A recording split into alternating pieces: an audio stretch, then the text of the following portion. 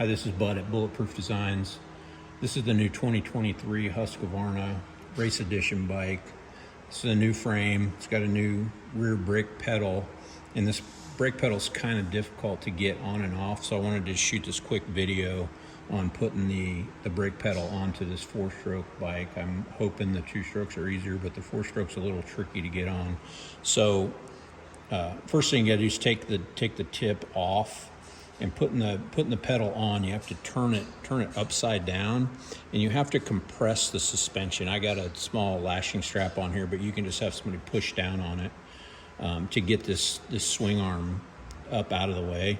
So insert this upside down, and it's gonna hit right here on your swing arm, and go ahead and push that on through, and then twist it around, and then your brake pedal's on. So that's just a little tip for getting that brake pedal on. You do have to remove the tip.